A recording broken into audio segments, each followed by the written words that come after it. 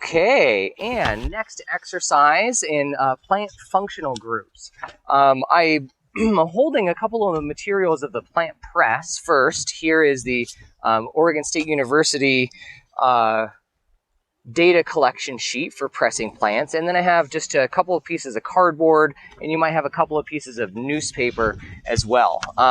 So the idea of collecting plants here, as I said earlier, we're not getting anything with populations under 20. Okay.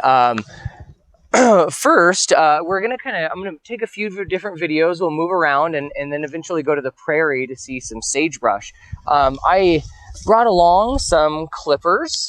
Okay, you may not have clippers or scissors. It wasn't necessarily part of the requirement or the material for the outdoor school boxes, but I'm just going to turn my camera a little bit this direction so we can see those willows over there.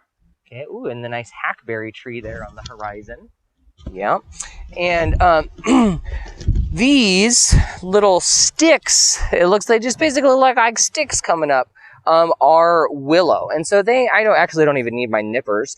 They do come off. I'm not going to cut the woody portion of the tree down, because really all I need to observe here, and if I wanted to take this home to press the plant, is really just the leaves. You can learn a lot from just the leaves of the plant without collecting, if it's a woody plant, without collecting the wood portion. Okay, so if you're going to press a willow, you might just grab a bunch of it like this. And on our first week out here, there were no willow buds. They're just starting to come out and getting a little bit longer.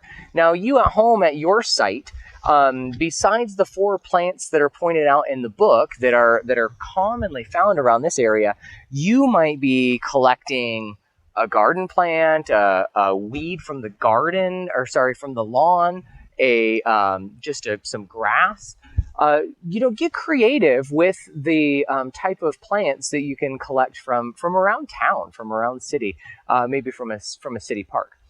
So what I would suggest against is digging any of the roots out of any plant, unless that's in your yard and in your garden, of course approved by a parent. Because the worst thing would be if I suggested you go get some garden plant and it was a pepper that you're folks just planted or something like that. So for any plant, the method, okay, using newspaper between the cardboard, we can put our plant down on, okay, just like this, maybe spread out the leaves a little bit so you can get a kind of a better look at them. Okay. And the first stage, put the cardboard and the newspaper together and tie a rubber band around that and put a book. Just maybe put it on the floor and put a book on top or put a rock on top or something like that. And so you get the idea is that we have a plant in here and we're going to press them together. And so that way when you take them out, and I bet this has already occurred a little bit, yeah. When you take it out, it's flattened. Okay, it's basically flattened. So for outdoor school out here, there's these big plant presses that folks are going to be able to collect plants in and then take those to class. There's Twitch back there messing around. Goofy dog. They're all goofy. We're all goofy. But for you at home, easily just with a couple of pieces of cardboard and a book, you can press some type of plant and then bring that in. Now, when we lift the cardboard after a couple of days, the plant's going to be really dry and really brittle. So you don't want to handle the plant at all. Instead, you want to just transfer that right over to your nice cardstock paper and on newspaper, this is a little bit easier. Okay, just tap it right off onto there. Then you can use a pencil or a pen or something to kind of push it around into place, not drawing on there, but just kind of pushing this around into place. And you can use a little bit of masking tape if you'd like to mask, one branch or another branch or something of the vegetative material. That way, when you tilt it like this, it's not going to fall off, which of course mine's not taped so it'll fall off. And that way you have this nice paper with a nice pressed plant, and you have some notes here. You could, of course, add some comments or remarks like, collected during Outdoor School 2021, or from Bet Kiwanis Park, if that's perhaps where you're able to visit, or Nissa City Park or the Snake River Park or something like this. And this you can slip into clear cover and keep a folder of these. And if you were to do that, keep a folder of these plants, you would call that a miniature herbarium. Herb, H-E-R-B, for this kind of plant that's growing out of the ground, the herbs of the plant, the really green material. So behind me, not only is there the thicket of willow, which is a woody plant. Look how different that woody plant is from these older flowering stalks of goldenrod, or perhaps the grass that's down here, or these weird looking leaves. They're actually buckwheat that are coming up. Those are off camera, I see. Here's another one back here.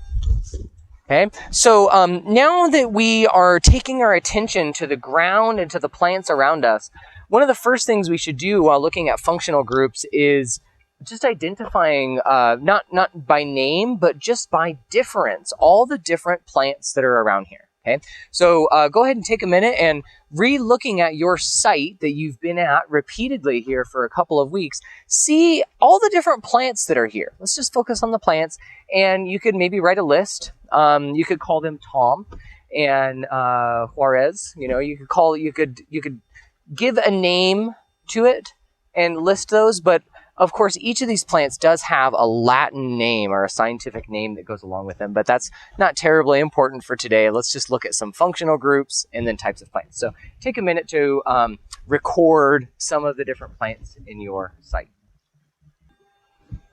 Okay, and hopefully that was enough time. Actually, I just paused the video, so it's probably just like that, right? But just taking a little walk along the bank, the riparian zone is pretty visible at this time of year because of the emerald green and all of the shrubs and the trees. And in fact, all the herbs are really starting to get green with a lot of nitrogen that they're pulling from their roots and atmosphere and the energy of the sun. So functional groups can be thought of in context of the river. So in this case, you might think about the functional groups of the riparian area as a function of their proximity to the river and the water table. So for instance, the plants that are right here on the margin, okay, the plants that are right here, okay, you have some aquatic algae.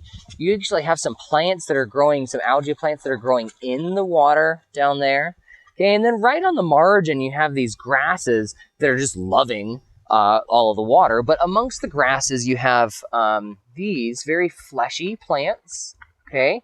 So they're not quite aquatic, but they can tolerate a whole lot of water. Imagine if the water just came up a little bit, they'd be flooded, and they'd be just fine. And similarly, a little ways away from the water, you have another plant. These are the cattails. They're not really even rooting up right now. Oh, here's a couple. Or sorry, growing up right now. Here's one. So the cattails right here, they can also be submerged at different times as well because they're really close to the river. Now notice that it does get a little bit, just like we went downhill down the river, you can see that it flanks uphill slightly out towards the bank. And of course, the functional groups are also changing. So you have the aquatic plants, you have the semi-aquatic, you have then some thickets and shrubs on the side, some bank stabilization. Then a little bit further, you actually start to get some mature tree growth, like these elms that are here. Now, these elms are not a native species of plant.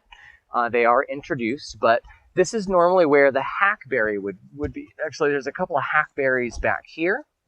And this grayish green tree right here is called the Russian olive. So we have a number of woody species. You can even see some of the, a willow right here that's getting quite large. These woody species that are the functional group just before the bank of the river, okay, just before you get to the beyond the flood plain. So when this river would get massive and flood before the dam was built, it would just come through here like a fire hose, eroding all this stuff out, and it would flood over to the flat area. And as the water would reside and come back down, it would leave that flat silt up there. But then it would come back into the riverbed and keep flowing that way. So most rivers have a natural floodplain with kind of a natural levee and a bank that comes down. And then they get kind of this lower annual floodplain, as we see here, before you get to the riverbed. And a lot of rivers have that very same profile, or cross-sectional profile, as we looked at earlier with our yarn and measuring across. So you can actually go back to that cross-sectional diagram, and you can draw on that diagram some of these plants. You can draw a little bit of algae in the river right next to the bank and label it algae. You can put a little bit of grass on the shoulder with some of their semi-aquatic plants, like these tule reeds. And then a little bit further away, a little bit drier, and out of the shoulder, about where the cross-section starts, you could put this thicket of willow and maybe some of these larger trees like the elms, Russian olives, and hackberry trees behind them. Okay, so that's a little bit about functional groups in context of the riparian area right here at the Owyhee River and Outdoor School.